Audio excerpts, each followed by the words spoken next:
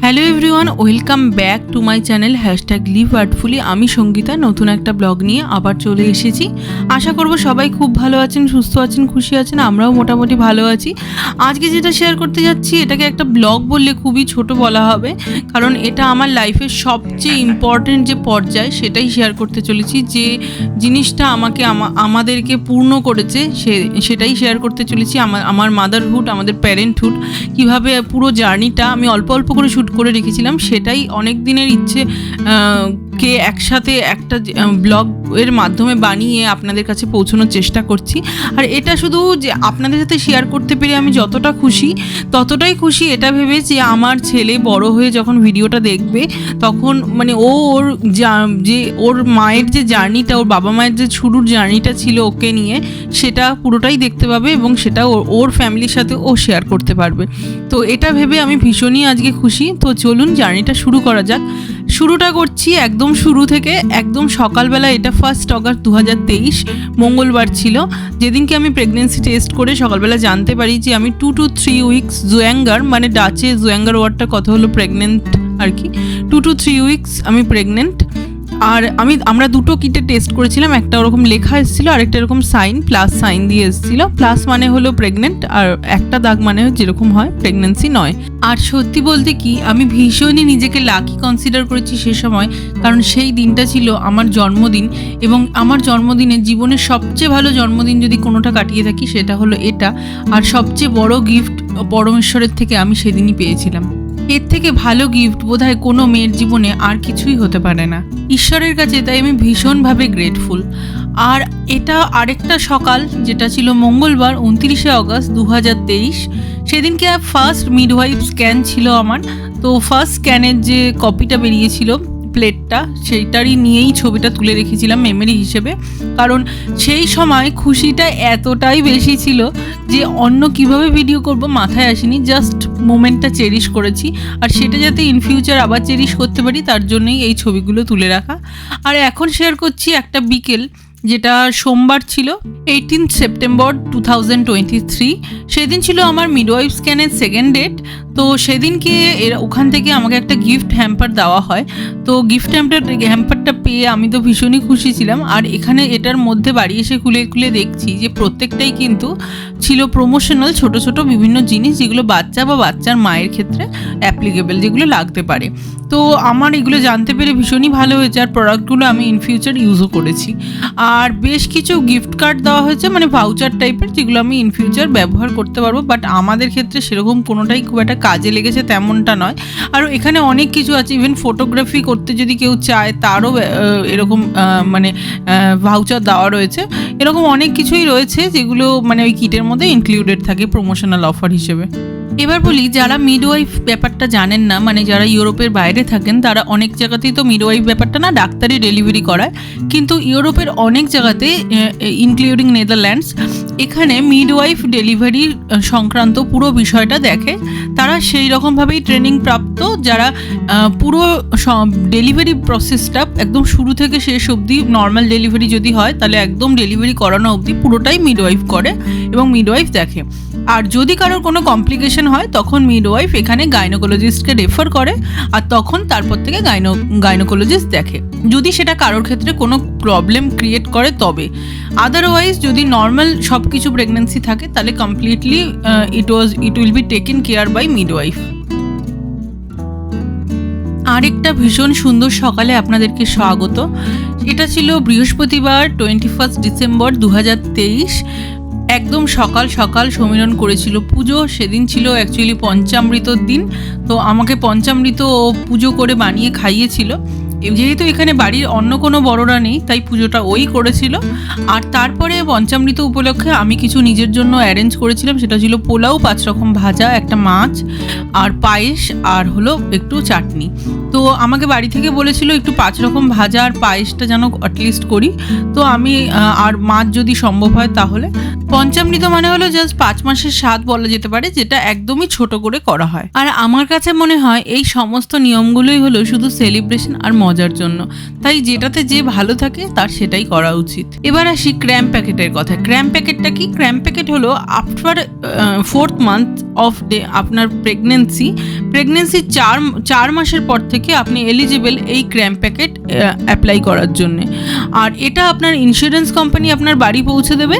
আর এটার মধ্যে থাকে হলো সমস্ত এসেন্সিয়াল হোম বার্থের জিনিসপত্র, যাতে সাডেনলি যদি বাড়িতে ডেলিভারি করাতে হয় বা কেউ ইচ্ছেতেই যদি বাড়িতে ডেলিভারি করে, তার জন্য যা যা এসেন্সিয়াল জিনিস প্রয়োজন সমস্ত কিছু কিন্তু এর মধ্যে থাকে, ইনক্লুডিং স্যানিটাইজার থেকে গজ প্যাড থেকে ম্যাটারনিটি প্যাড থেকে এভরিথিং কিন্তু এটার মধ্যে থাকে। শেয়ার করতে চলেছি আর একটা ভীষণই আমার মনের কাছের ইম্পর্টেন্ট দিন, লাইফের মেমোরেবল ডে। সেটা ছিল বৃহস্পতিবার 25শে জানুয়ারি 2024 সকালবেলা। সেই দিনে সকালবেলা সমীরণ পুজো করছে। এটা ছিল আমার 7 মাসের সাধের দিন। তো ভালো দিন দেখে আমাকে মামুনি বলে দিয়েছিল, মানে আমার শাশুড়ি মা সমস্ত দেখে টেকে বলে দিয়েছিল যে কোন দিন কি করতে হবে। তো সেই অনুযায়ী আমি 5 মাসেরটাও পঞ্চামৃতও খেয়েছিলাম, আর এটা 7 মাসের স্বাদ ছিল। আর আগের দিন রাত্রে সমীরণ, আমি একটু হেল্প করেছি কিন্তু মেইনলি সমীরণই সাজিয়েছে, পুরো ওয়ালটাও সাজিয়েছে যাতে আমরা আজকে খুব সুন্দর সুন্দর ফটো ক্লিক করতে পারি। আর আমরা সমস্ত নিয়ম মেনে সব কিছুই করার চেষ্টা করেছি যতটা আমাদের পক্ষে সম্ভব হয়েছে, আর যাতে এই দিনটাকে ভীষণভাবে মেমোরেবল করে রাখতে পারি আর ভীষণ ভীষণ সুন্দর সুন্দর ছবি রেখে দিতে পারি সারা জীবনের লাইফ টাইম মেমোরি হিসেবে। তো সেই জন্য আমি খুব সুন্দর করে চেষ্টা করেছি নিজের মতন সেজে নেওয়ার এবং মেকআপ করে যাতে ছবিগুলো ভালো আসে। আর এই শাড়িটা আমাকে মা আগেরবার যখন নেদারল্যান্ডে এসেছিল, ঠিক আমার প্রেগনেন্সির যে মাসে আমি প্রেগনেন্ট হই ঠিক তার আগের মাসে, তো মা এই পৈঠানি সিল্কটা আমার জন্য এনেছিল। আরও একটা শাড়ি এনেছিল তসর বেনারসি। এই দুটোর মধ্যে আমার মনে হলো পৈঠানি সিল্কটা বেশি ব্রাইট লাগলো, তো ওটাই পরলাম আজকের দিনের জন্য। আর তার সাথে পরেছিলাম দিদার আশীর্বাদ হিসেবে, দিদার একটা লকেট আমার কাছে ছিল পেন্ডেন্ট, তো সেটাও আমি চেন দিয়ে পরেছিলাম। আমি নিজের সাথে রান্না নিজেই করেছিলাম, যেহেতু এখানে কেউ করার নেই তাই আমি নিজেরটা নিজেই করেছিলাম। তবে সমীরণ পায়েসটা করেছিল, ও পুজো টুজো সেরে এসে সমস্ত কাজকর্ম সেরে এসে পায়েসটা রান্না করেছিল। আর এই 7 মাসের স্বাদের নিয়ম অনুযায়ী 7 রকম ভাজা, 7 রকম মিষ্টি, মাছের মাথা, লেজা এগুলো কিন্তু চাই। পায়েসটা নর্মালি সাধে পাথরের পাত্রে ছড়ানো হয়। আমার যেহেতু পাথরের থালা নেই, তো আমার কাছে রূপোর থালা ছিল, আমি রূপোর থালা দিয়েই ছড়িয়ে রেখেছিলাম। আর এখানে 7 রকম ভাজার মধ্যে 5 রকম সবজি ভাজা আর 2টো মাছ ভাজা দিয়েছি। তার মধ্যে একটা হলো ইলিশ মাছ ভাজা নিয়েছিলাম, আমার খেতে ভালো লাগে, আর একটা রুই মাছ ভাজা। আর শাকটাও করতে বলেছিল আমাকে, তাই শাক, ডাল, চাটনি ইত্যাদি। আর আমরা কোনো কাউকে বাইরের গেস্ট ডাকিনি, কারণ যেহেতু সবটাই আমি নিজে হাতে করেছিলাম। আমার এটাতেই অনেকটা পরিশ্রম হয়েছিল, প্রচণ্ড টায়ার্ড হয়ে গেছিলাম। তো আগে থেকেই এটা বুঝতে পেরেছিলাম যে সবাইকে বন্ধুবান্ধব ডাকলে এটা আমাদের জন্য ভীষণই হেক্টিক হয়ে যাবে, চাপ হয়ে যাবে। আর আমি না সেই সময় প্রেগনেন্সির সময় খুব বেশি পরিশ্রম করতে পারতাম না। গোটা প্রেগনেন্সিটাই আমি খুব আস্তে আস্তে কাজ করতাম, ধীরে ধীরে কাজ করতাম, বিশ্রাম নিয়ে নিয়ে।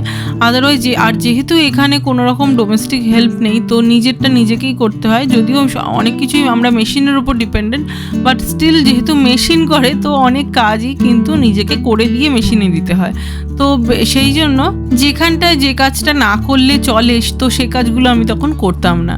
তবে আমি মোটের ওপর প্রেগনেন্সিতে সুস্থই ছিলাম, তাই ডেলিভারির জন্য যেদিনকে আমার ওয়াটার ব্রেক হয় আমি হসপিটালে অ্যাডমিট হই। অ্যাকচুয়ালি আমার একটু প্রিম্যাচিওর ওয়াটার ব্রেক হয়ে যায়, তো সেই অনুযায়ী যেদিনকে আমি হসপিটালে অ্যাডমিট হই তার আগের দিন রাত্রি অবধি কিন্তু আমি সমস্ত কাজই ঘরের করতে পেরেছি, কোনো অসুবিধা হয়নি আমার।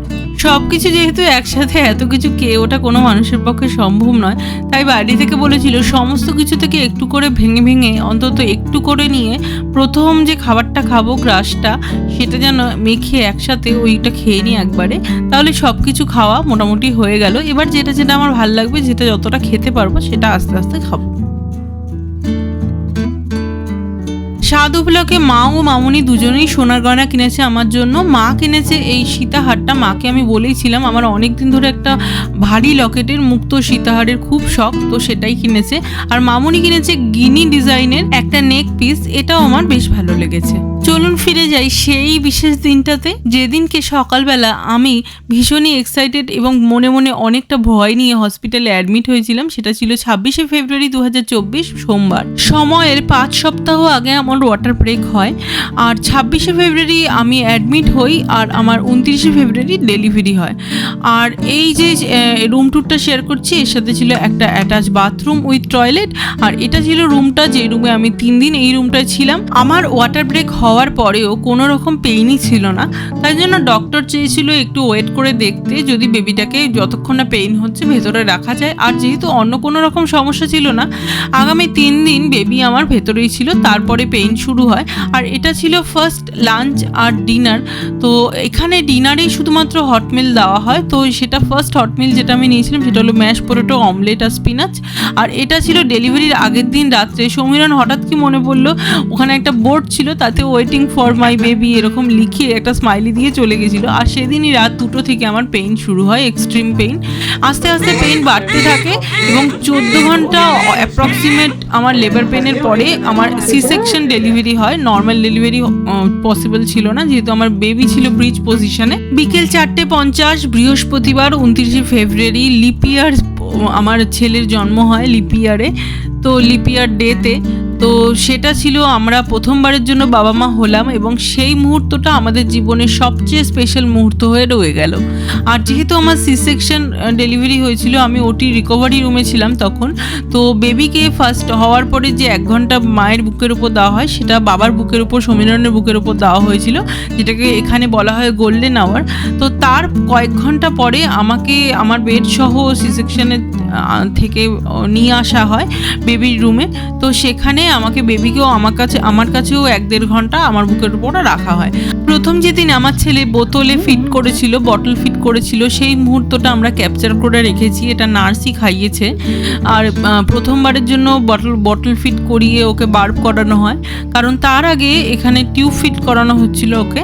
ও যেহেতু 5 সপ্তাহ আগে হয়েছে, তো প্রিম্যাচিওর বেবিদের এনার্জি একটু কম হয়, তো সাক করে পুরো ফিটটা শুরু থেকে খাওয়ার মতন এনার্জি থাকে না। তো সেই জন্য ফার্স্টের দিকে টিউব ফিট করানো হয়। টিউব ফিট হলো টিউব দিয়ে ডিরেক্ট স্টমাকে ফুডটা দিয়ে দেওয়া। তো আস্তে আস্তে বটল ফিট ইউজ টু হয়ে গেলে টিউব ফিটটা ছাড়াতে হয়। তো যাই হোক, ও এখনও ওর এনার্জি নেই যে পুরোটা সাক করে খেতে পারবে, তো সেই জন্য অল্প অল্প করে ওকে ইন্ট্রোডিউস করানো হয়েছিল। I think you are done. আর এই রুমটা ছিল সেই রুমটা যেটাতে আমি আফটার ডেলিভারি আমি এবং সমীরণ দুজনেই 5 দিন ছিলাম। হসপিটাল থেকে ঠিক বেরোনোর আগে এই ভিডিওটা আমরা শ্যুট করি, তাই জন্য তখন রুমটার অবস্থা খুবই বেহাল ছিল।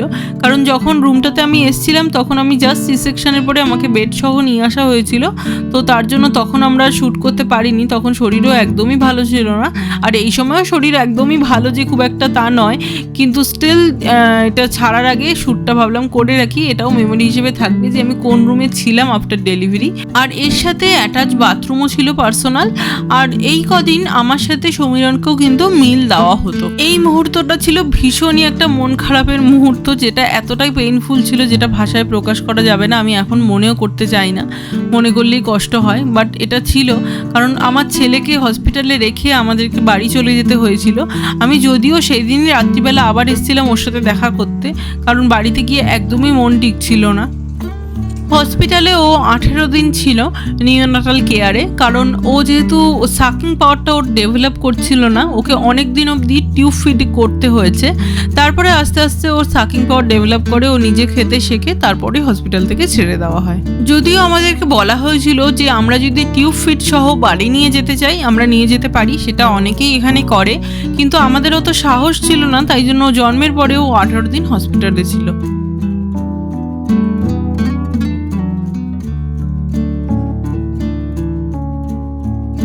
যেহেতু ওকে প্রথম থেকেই সাকিং পাওয়ারের জন্য বটলটা ইন্ট্রোডিউস করানো হয়েছিল হসপিটাল থেকে, তো ও ব্রেস্ট ফিড ডিরেক্ট করতে খুব একটা পারতো না, তো আমি পাম্প করে হসপিটালে দিয়ে আসতাম, ওরা সেভাবে বটলে অ্যারেঞ্জ করে দিত। আর প্রথমবারের জন্য এই মুহূর্তটা ছিল আমি ওকে বটলে ফিট করানোর চেষ্টা করেছিলাম, আমাকে যেমনভাবে নার্স দেখিয়ে দিয়েছিল। তো তখনও ও পুরোপুরি যে করতে পারতো তা না, বাট আস্তে আস্তে শিখছিল।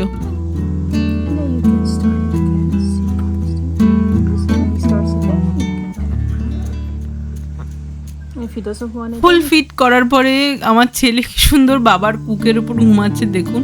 এই মুহূর্তগুলো যখন আমরা বয়স হয়ে যাবে, আমার ছেলে বড় হয়ে যাবে, তখনও আমরা যখন দেখবো এই ভিডিওগুলো, সেই সময় এই ভিডিওগুলো দেখেই কিন্তু আমরা আমাদের গোল্ডেন যে টাইমটা লাইফের সেটাকে চেরিশ করব। জীবন এগিয়ে যায় আর জীবনের এই ভালো ভালো মেমোরিগুলোই কিন্তু সারা জীবন চেরিশ করার জন্য রয়ে যায়। একদিন হয়তো কোনো দিন আমরা চা খেতে খেতে বয়সকালে এই ভিডিওগুলো দেখবো, এই ছবিগুলো দেখবো আর ভাববো কত সুন্দর না ছিল সেই সময়টা। জন্মের পরে যেদিনকে প্রথম স্নান করেছিল আমার ছেলে, সেই দিনের ভিডিও, কারণ প্রথম স্নানটা আমরা ভিডিও করে রাখতে চেয়েছিলাম। আর সেদিনকে আমাকে যে স্নান করিয়েছিলেন নার্স, যে ফিজিওথেরাপিস্ট, সে আমাকে ট্রেনিং দিয়ে আমাকেই বলছিলেন স্নানটা করাও, কিন্তু সে অবশ্যই হেল্প করছিলেন। আর তারপরের দিন তার সামনে আমি একাই স্নান করাতে পারি, যাতে বাড়ি এসে কোনো রকম অসুবিধা না হয়। যে 18 দিন আমার ছেলে হসপিটালে ছিল, তখন প্রত্যেক দিনই তো আমরা যেতাম। তো এই ভিডিওগুলো কোন দিনের কোনটা আমি বলতে পারবো না, এক একটা আলাদা আলাদা দিনের ছোট ছোট টুকরো টুকরো ভিডিও আমি যেগুলো করেছিলাম সেগুলো দিয়েই বানিয়েছি এই ব্লগটা। সি সেকশন ডেলিভারির পরে সেই সময়টা ছিল খুবই ফিজিক্যালি কষ্ট হতো, কারণ আমরা যখন যেতাম এইরকম চেয়ারে 4-5 ঘন্টা করে বসে থাকতাম, কারণ ছেলের কাছ থেকে আসতে একদমই মন চাইতো না। কিন্তু তখন শরীরের কষ্ট থেকেও ওর কাছে থাকাটা যেন বেশি ভালো লাগতো। শরীরের কষ্টটা তখন মানে যতক্ষণ সময় ওর কাছে থাকতাম ততক্ষণ যেন ফিলই হতো না। বাড়ি আসার পরে তখন মনে হতো যে খুব কষ্ট হচ্ছে। অ্যাকচুয়ালি আমার নর্মাল সি সেকশনে যতটা কাটতে হয়, আমার ইনসিশনটা একটু বড় করতে হয়েছে এখানে, তো সেই কারণের জন্য আমার পেইনটাও অনেক বেশি ছিল। আর যেহেতু আমি কোনো রেস্ট পাইনি, যেদিন থেকে সার্জারির পরেই বাড়িতে এসেছি, যেদিন তারপর সেদিনকে রাত্রি থেকেই হসপিটালে যেতাম এবং গিয়ে বেশ 4-5 ঘন্টা করে সারাদিন ওখানে বসে থাকতাম চেয়ারে, তো বেশি কষ্ট হতো। বাট হসপিটালে গিয়ে যখন বেবির মুখটা দেখতাম তখন সব যেন ভুলে যেতাম। এই জন্যই বোধহয় বলে জীবনের সবচেয়ে সুন্দর অনুভূতি যদি কিছু হয় সেটা হলো মা হওয়া। সেদিনটা ছিল শনিবার 16ই মার্চ 2024 সকালবেলা। আর আমরা এই মুহূর্তটার জন্য, এই দিনটার জন্য অনেক দিন ধরে ওয়েট করেছি যে কবে আমার ছেলের সমস্ত ফুড টিউব খুলে দিয়ে ওকে চাইল্ড কেয়ার ইউনিটে শিফট করবে। আর চাইল্ড কেয়ার ইউনিটে আমি বাড়ি চলে গেলেও আমি আর ওর বাবা ওর সাথে থাকতে পারবো। 2 দিন অবজারভেশনে চাইল্ড কেয়ার ইউনিটে ও থাকার পরে এটা হলো 18ই মার্চের সকালবেলা সোমবার, যেদিনকে ওকে আমরা বাড়ি নিয়ে যেতে পেরেছি। আর যেদিনকে মানে সেই দিনটার অপেক্ষাই এতদিন ধরে লাস্ট 18 দিন ধরে করে ফাইনালি ওকে বাড়ি নিয়ে যেতে পেরে মানে আমরা ভীষণই এক্সাইটেড ছিলাম সেই দিনটার জন্য। আর এই দিনটার জন্যই এত দিন ধরে অপেক্ষা করেছি। আর দেখুন কেমন রোদ আসছে বলে ওর মুখে রোদ পড়াতে কীরকম মানে মুখটা চোখটা কুচকে গেছে, গুটিয়ে নিয়েছে, মনে হচ্ছে রোদটা ওকে খুব বিরক্ত করছে। যাই হোক, তাড়াতাড়ি করে গাড়িতে উঠিয়ে কার সেট করে আমি ওর সাথে পেছনে বসলাম। মানে গাড়ি আমাদের হওয়ার পর থেকে এটা আমাদের সেকেন্ড কার, তো যতদিন ধরে আমাদের গাড়ি হয়েছে তবে থেকে কোনো দিনই পেছনে বসিনি, সবসময় হাজব্যান্ডের পাশে সামনে বসেছি। তো এই প্রথমবার পেছনে বসে ভীষণ কিন্তু ভালো লাগলো। মানে পেছনে বসতে আমার একদমই ভালো লাগতো না আগে, কিন্তু এবার পেছনে বসে যেন সবচেয়ে বেশি খুশি হলাম, সামনে বসার থেকেও অনেক বেশি খুশি হয়েছি। তো যাই হোক, এটা ছিল সেই মোমেন্ট, সেই মুহূর্ত যখন ওকে আমাদের বাড়িতে প্রথমবার ও ঢুকছে এবং আমরা ওকে ওয়েলকাম করার জন্য মানে একদম অপেক্ষা করে আছি। বাড়ির ভেতরে কেউ ছিল না, তো যেহেতু আমরাই তালা খুলে ঢুকেছি তো সবটাই আমরাই সবটা করেছি। তো আগে থেকে একটা প্লেট সাজিয়ে রেখে গেছিলাম, বাড়িটাও মোটামুটি একটু সাজিয়ে রাখা হয়েছিল। তো আর সমীরণ ওকে একটুখানি বরণ করে নিচ্ছে, আমি ওকে কোলে নিয়ে দাঁড়িয়ে আছি। আর এই বেলুন টেলুন লাগানো যা করা এগুলো সবই অ্যাকচুয়ালি সমীরণ করেছে, কারণ লাস্ট 2 দিন আমরা চাইল্ড কেয়ার ইউনিটে ছিলাম, তো ও বাড়ি আসতো, এসে সব করতো, আমি ছেলের সাথে ওখানে হসপিটালে থাকতাম। তো যাই হোক, ভীষণই মানে আমরা গ্রেটফুল যে ওকে পেয়ে ভগবানের কাছে মানে অসীম ঈশ্বরের কাছে আমরা গ্রেটফুল যে এত সুন্দর একটা গিফট ঈশ্বর আমাদের জীবনে পাঠিয়েছেন। তাই সারা জীবনের জন্য এই মুহূর্তগুলো আমাদের জীবনে সবচেয়ে বেশি দামি হয়ে রইল। আমার ছেলের নামটা এখনো আমার অফিসিয়ালি বলা হয়নি, সেটা হলো ঈশান। ঈশান শব্দের অর্থ হলো লর্ড শিবা এবং সান। আমি আশা করব ভিডিওটা সবার ভালো লেগেছে। যদি ভালো লেগে থাকে তাহলে অবশ্যই লাইক করবেন, শেয়ার করবেন, সাবস্ক্রাইব করবেন আমার এই চ্যানেলটাকে। আর আমার ছেলেকে অনেক অনেক আশীর্বাদ করবেন। এটাই এখন ঈশ্বরের কাছে চাহিদা যে সবার আশীর্বাদে যেন ছেলেটাকে খুব ভালোভাবে মানুষের মতন মানুষ করতে পারি। বাবা মা হিসেবে সমস্ত দায়িত্ব এবং কর্তব্য যেন সঠিকভাবে পালন করতে পারি। Thank you so much for watching till the and.